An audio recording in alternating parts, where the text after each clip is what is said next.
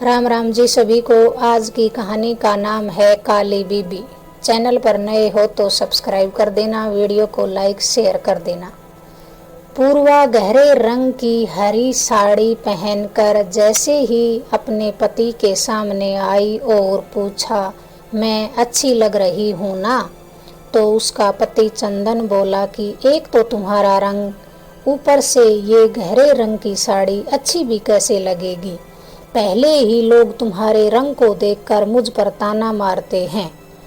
तभी बीच में चंदन की माँ ने टोकते हुए कहा, मैं बोलूँगी तो कहेगी कि सास मेरे ओढ़ने पहनने को लेकर टोकती रहती है। ऐसा लगता है जैसे कोए को काला टिक्का लगा दिया है। पति और सास की बातें सुनकर पूर्वा उदास हो गई। नए नक्श उसका बहुत ही सुंदर था, लेकिन उसका पति और सास हमेशा ताना मारते रहते थे। चंदन दिल का तो अच्छा था, लेकिन जब बाहर वाले उसे ब्लैक एंड वाइट की जोड़ी बोलते थे तो उसे अच्छा नहीं लगता था। पूर्वा कभी कभी उसे समझाती भी थी कि आप लोगों की बातों पर ध्यान क्यों देते हो, लोग तो नाम रखने में माहिर होते हैं। चंदन की माँ हमेशा घर में कड़वाहट रखती थी। आज भी ऐसा ही हुआ। घर में उत्सव का माहौल था। सुबह के व्यवहार के कारण आज सास भी थोड़ी घबराई हुई थी। वह शांत थी।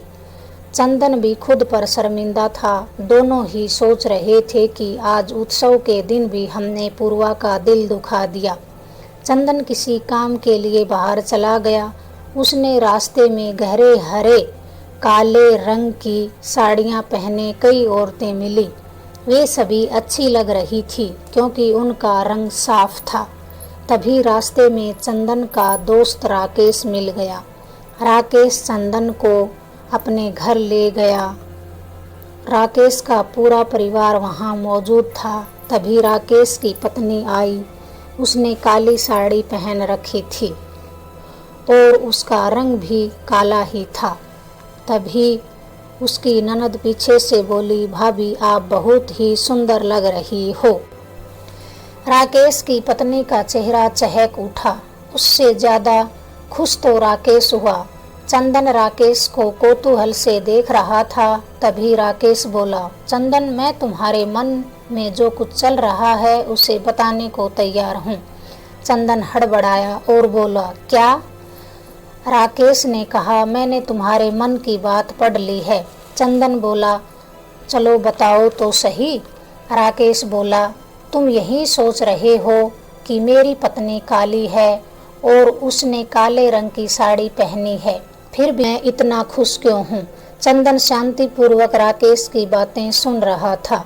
राकेश कह रहा था कि काला रंग ऐसा रंग है जिस पर और कोई दूसरा रंग नहीं चढ़ सकता। वह अपना अस्तित्व कभी नहीं छोड़ता। मैं हमेशा अपनी पत्नी को खुश देखना चाहता हूँ, चाहे वह कैसे रंग के कपड़े पहने। लोगों का क्या है, लोग तो गोरी को छिपकली बोल देते हैं और काली को कोआ बोल देते हैं। किस बारे में नहीं बोलते लोग। लोगों के ताना मारने पर हम अपने जीने की दिशा क्यों बदले? तभी चंदन को याद आया कि उसने सुबह पूर्वा के साथ कैसा व्यवहार किया था। उसने राकेश को थैंक यू कहा और वहां से चल पड़ा। रास्ते में वह सोच रहा था कि मैं ही पूर्वा को दुख देता हूँ। उसने रास्ते में एक दुकान से काले रंग की प्यारी सी साड़ी खरीदी। जब वह घर गया तो पूर्वा शांति से बैठी थी। उसने चुपके से मुस्कुराकर वह साड़ी पूर्वा को दे दी। वह बोला, पूर्वा मैं तुम्हारे लिए लाया हूँ, तुम इसे पहनकर दिखाओ। अभी मेरे एक क्लाइंट ने मुझे खाने पर बुलाया है। पूर्वा तैयार होकर आ गई।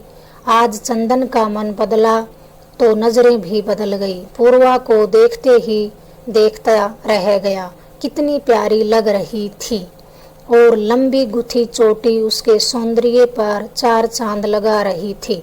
चंदन बोला, मुझे माफ कर दो, मैं भूल गया था कि रंग तो दो ही होते हैं। क्या रंगों के मतभेद में पड़कर हम जीना छोड़ दें? अब तुम जैसा चाहो वैसे जियो। यह बात सुनकर पूर्वा के चेहरे पर लाली उमड़ आई। चंदन पूर्वा के चेहरे को देखकर राकेश को मन ही मन धन्यवाद दे रहा था। कहानी अच्छी लगे तो चैनल को सब्सक्राइब करें, वीडियो को लाइक तथा शेयर करें।